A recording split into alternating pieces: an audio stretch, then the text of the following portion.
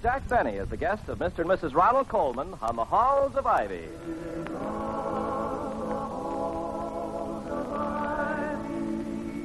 Welcome again to Ivy College, that is, in the town of Ivy, USA. For the past few days, Dr. William Todhunter Hall, president of Ivy College, has been almost completely unaware of the undercover campus activities of his wife, Victoria, former star of the English stage. In fact, he betrays his unawareness by asking at the breakfast table, Vicky, my darling, I've been so busy lately, I've hardly seen you.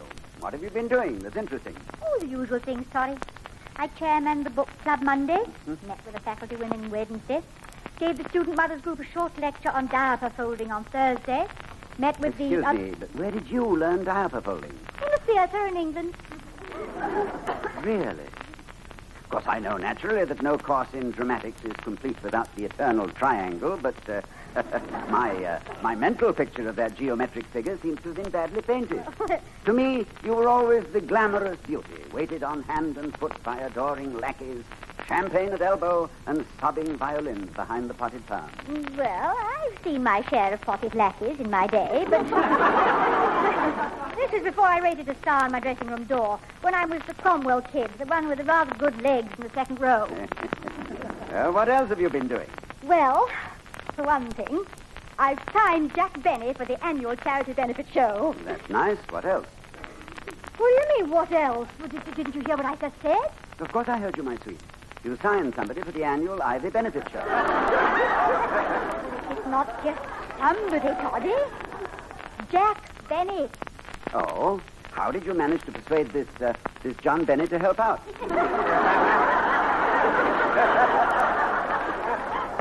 Not John, Toddy. It's Jack. Oh. You know, the instant intimacy established between two members of the theatrical world is a beautiful thing. 3 minutes after meeting for the first time, you find them locked in a fervent embrace, calling each other darling, swearing never to part again. And as they leave each other, murmuring, he looks a lot thinner in pictures. I wonder if he wears a girdle. You know so much about it, dear. You must know who Jack Benny is. Oh, the name's familiar to me, of course. Jack Benny, yes, he's in radio, isn't he? Mr. Benny is radio. Rather an all-encompassing statement, my dear, it seems to me. How about Carlton Born and Meet the Funny People? And... See, that's two shows, darling. People are funny and Meet the People. Toddy, you don't seem to realize what a wonderful thing it's going to be to have Jack Benny here, right here on the campus. The greatest drawing card we ever had. Someone at the door, Vicky. Well, all right, darling, I get it. You take your breath. Bells, doorbells, telephone bells, classroom bells. I'd like you to meet Mr. Morton, Milton Morton, Mr. Benny's advance man. Oh, yes. How do you do, Mr. Morton? Hiya, Dr. Hall. Thought as long as I was fixing up this guest shot for Jack, I might as well meet the big wheel. Probably won't have to bother you with details. I think I got everything nailed down okay. Nailed down?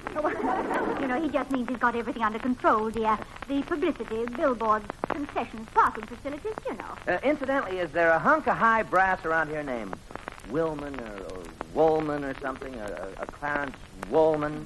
Clarence Wellman? Oh, yeah, that's him, Clarence Wellman. What goes with him anyway? Oh, hypertension. And an interesting assortment of anxiety neuroses to give you a clinical answer, Mr. Morton. Why do you ask? Well, he's been chasing me around all day yesterday and this morning on the telephone. He's up on his big fat ear about something, and, well, I've been ducking him till I could finish my job. Who did you say he was? Mr. Wellman is the chairman of the Board of Governors of Ivy College. Oh, fine. Got to be such a pest yesterday that I had been leaving messages all around town telling him to go fry a pig. What is this typhoid Mary's particular grief? Does he hate actors? No. To be perfectly fair to Mr. Wellman, he has nothing but the best interests of this college at heart. Yeah, then why... However, his methods are somewhat lacking in grace. Apparently, he has a heart of gold and an abiding fear that someone will report his possession of it to the government. How about a little coffee, Mr. Morton? No, thanks. I had my breakfast earlier. 2 Boilermakers and a pound of Benzedrine. No, I just wanted to check in, Doctor, and tell you how we appreciate Mrs. Hall. Oh, nonsense.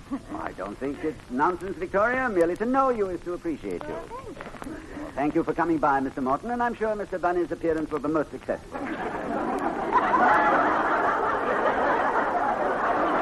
It's Benny, dear, not funny.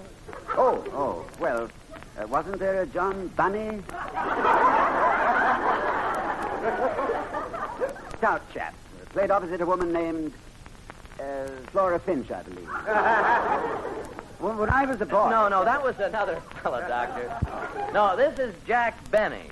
Rhymes with Penny if he can arrange it.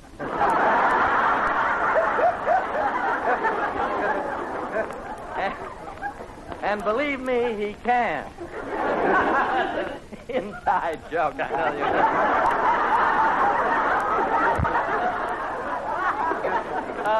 Mrs. Hall, thanks for your help, and take my word for it, you were a help. Now, never underrate her, Doc. This kid's really hep. Well, it's nice to have met you both. Goodbye. Well, it's nice to know I'm married to a charming, beautiful woman who is also a kid that is hep. I suppose from Mr. Morton's tone of voice that this is the show business equivalent of the Nobel Prize. Well, yes, it was intended to be complimentary, at least. Yeah, I'm going over to the auditorium, Toddy. Wait a minute, darling. I'll go to the door. Dr. Hall! Oh, please come in. Mr. Wellman. I did not come over here to bandy words, Dr. Hall. I came because of a situation which this campus, which affects seriously the dignity and the... what I mean is when Ivy College must stoop to acquire the services of a radio buffoon... bolster some charity affair. It's a pretty how do you do, Mrs. Hall. Well, how do you do, Mr. Wellman? I assume you are speaking of the guest appearance here of Mr. Jack Benny. I certainly am. It's bad enough that we should seek the assistance of this performer, and worse, that the wife of our president should not only have instigated this affair... Mr. Wellman. What is it? Specifically, what is your complaint? Do you object to Mr. Benny as a performer, Mr. Wellman? Definitely not, Mrs. Hall. As radio comedians go, he is probably very good. In fact, he is good. I have heard him several times myself. He has even made me laugh. Out loud. No. Yes. What? Nothing? Oh. Do you realize what this man and his accomplices have done, Dr. Hall? No, but anyone who can make you laugh out loud, Mr. Wellman, must have powers denied to ordinary mortals. But what has this genius done now? It is disgraceful. As you must know, there are certain coincidental sources of revenue which accompany many public and semi-public functions here at Ivy. Extra chair rentals, parking concessions, refreshments, programs. These are things which have traditionally been the rights and prerogatives of local people. That's exactly what... Do you know who has by some sort of conniving made arrangements to handle all these concessions himself?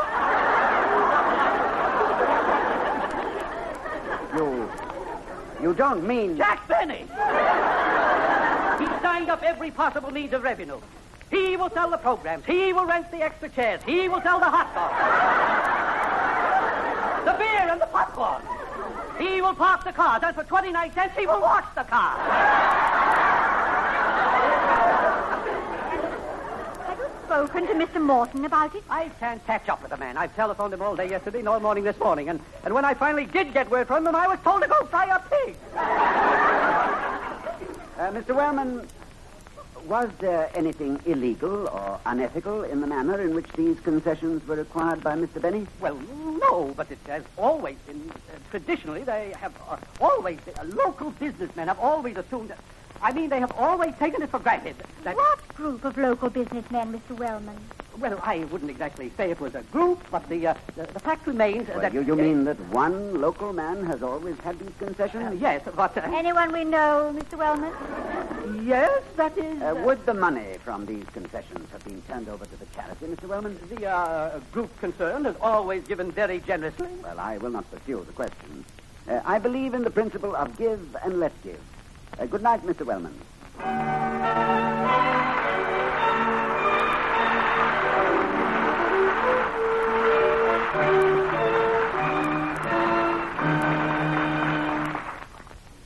Get it. Dr. Hall's residence. Oh, yes, Mr. Morton. Indeed you may. We'll be delighted. Yes. Goodbye. Jack Benny is on his way over. He is? Well, now, do I need any particular coaching or information to talk to a radio comedian? Darling, you don't need any coaching to talk to anybody. Oh, I'm not too sure, my sweet. In any business or profession, there are certain subjects to be avoided. Yeah, well, don't worry about Mr. Benny. There's nothing... Oh, yeah. Yes, there is one thing. What's that?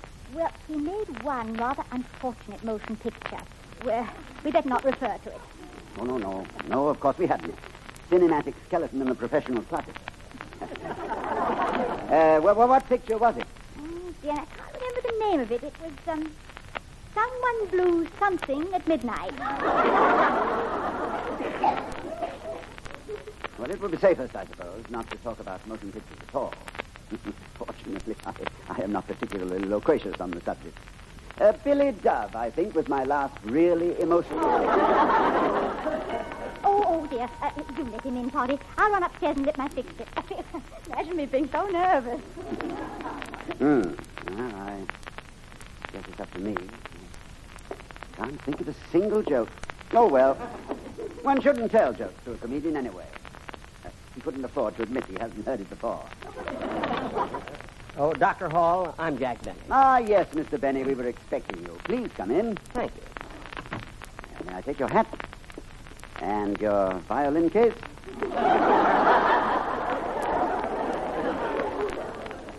Thank you. Thank you very much, Doctor. I'll put your hat here on the table. And the violin case in the corner. A valuable instrument, is it? Strad. Really? A Stradivarius? Well, no, just a Strad. A friend of mine makes them, Herman Stradnik. That is, he used to make them before his accident. Accident? Oh, nothing serious? No, just a few bruises on the throat. He tried to sell one to Heifetz. You've heard of them, Jackie's Heifetz. Is Mrs. Hall here, Doctor? Oh, yes, she'll be down in just a minute. Sit down, won't you? Can I get you something to drink? Why, yes. If you have some, I'd like a glass of beer. Fine. I'll get it for you. Gee, the Halls have a nice home here. Hey, this must be his diploma on the wall.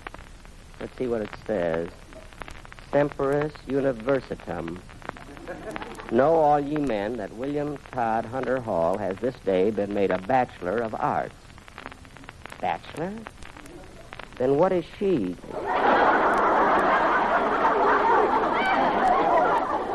Oh, I guess he got that diploma while he was single. That reminds me of the one I have hanging on my back porch. Sic tempus, a victim, haec et valorem. Not responsible for laundry left over 30 days. See, look at all the books the professor has here. Look at the titles. Origin of Species by Charles Darwin. Einstein's Field of Nuclear Fission. The Decline and Fall of the Roman Empire by Gibbon. The G-String Murder Mystery by 50-year-old Lee.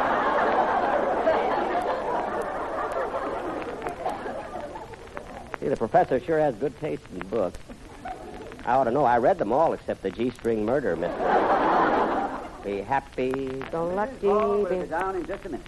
Oh, fine. Nice place you have here, Doctor. Yes, thank you. It's very comfortable, but I imagine it looks rather insignificant compared to Radio City. Oh, I don't live in Radio City. Oh. No, see, I live in California. Oh, do you really? Well, I've many friends out there. Dr. Lyon and I carried on one chess game for 18 months over the long-distance phone. You did? Long distance? Oh, yes, indeed. It's quite a usual custom among college professors. 18 months? Of course, in this case, it was exceptional. We were very evenly matched. Oh. Is Dr. Lyon a banker? Oh, no. He's president of Pomona College. Oh. 18 months. Long distance. Let's see, 3 times 4 is 12. 18, which is 6. Well, I'm very glad to meet you, Dr. Hall. Thank you. You live in Hollywood, Mr. Benny? Beverly Hills. See, I live there because it's very expensive. Well, I must say that seems an odd reason. Oh, well, prestige, you know, and you can get far better prices. Prices? For what? Oh, laundry, car wash, everything. You know. That's very funny, Mr. Benny. Very funny indeed. I must remember that you are a comedian. Yes. Yes, you must. Ah, darling, this is my wife, Mr. Benny, Victoria, Mr. Jack Benny. How do you do, Mrs. Hall? I'm delighted to meet you, Mr. Benny, and so grateful. I can't tell you how kind you were to come here to Ivy. Oh, it's nothing. Oh, but it is. Nothing? No, it's a great deal.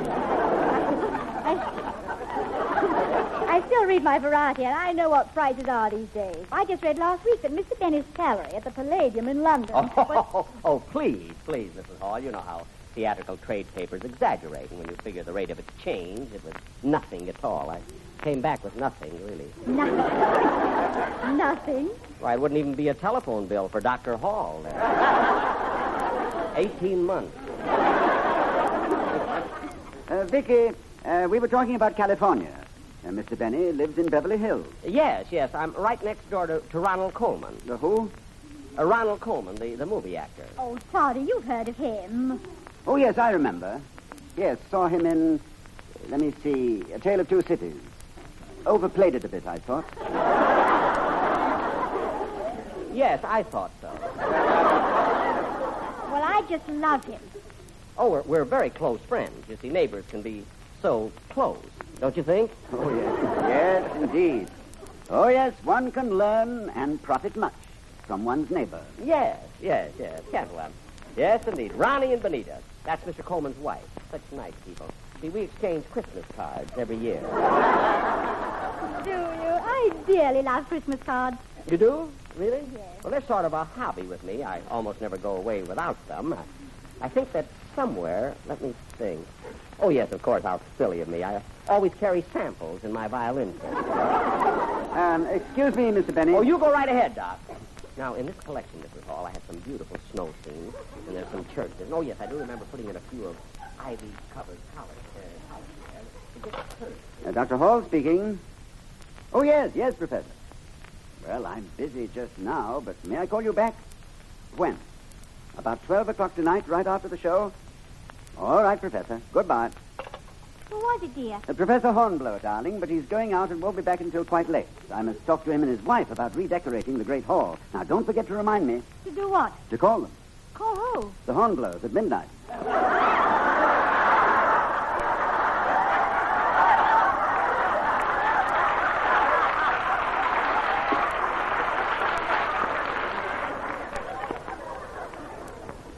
Well,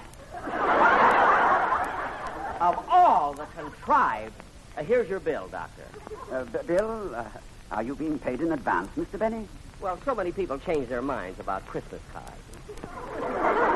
Christmas cards? Well, yes, dear. Mr. Benny just happened to have some that I absolutely loved, so I... Of course, darling. I'm delighted. Particularly with the sacrifice Mr. Benny is making to be here. I'm glad you bought a few.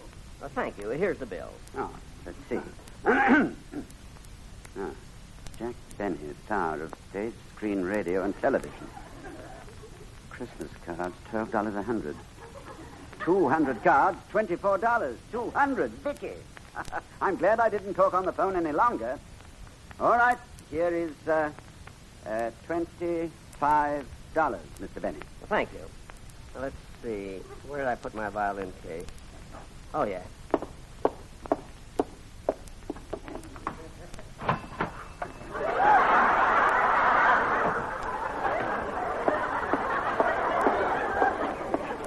Now, here's $3 change. The extra $2 is for Mrs. Hall's theatrical discount. Thank you. Thank you.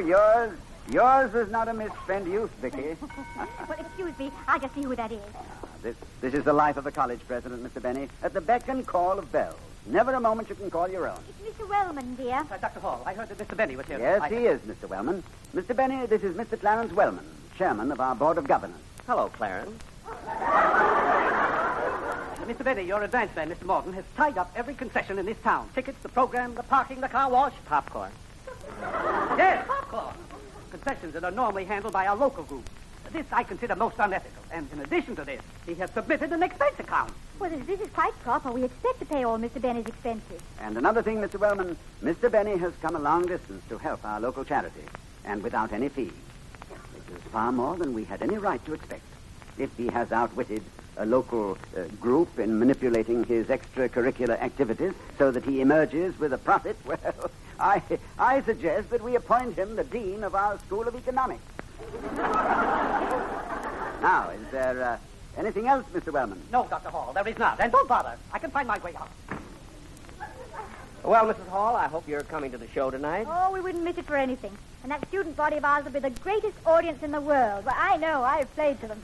Well, I better get out of here and get ready. Thanks very much, Dr. Hall. It's been a real pleasure meeting you both. We'll see you right after the show, then. Yes, you must let us take you to the airport. No, I'm afraid Morton has a car waiting for me. Oh. Here's a little note I wrote you, Mrs. Hall. Don't open it until after the show. Why, all right. Thank you. And Dr. Hall, if you ever come to Beverly Hills, give me a ring, will you? I would be delighted. You know, somehow I feel just as if you were a neighbor of mine. Well, goodbye. Goodbye.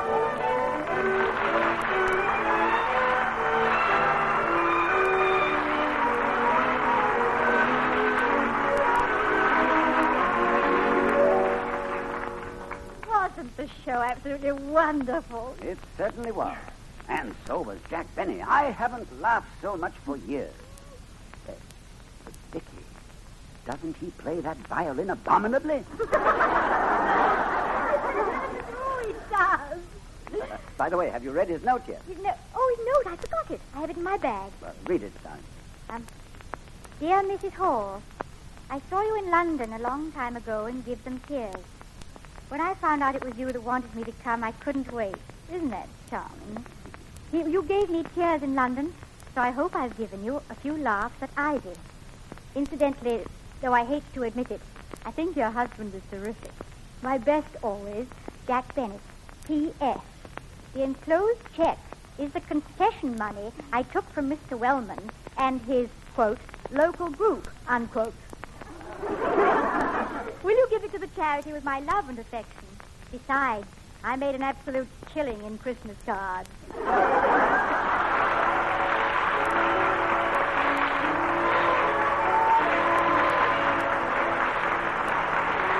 We'll be seeing you next week at this time at the Halls of Ivy, starring Mr. and Mrs. Ronald Coleman. Ken Carpenter speaking.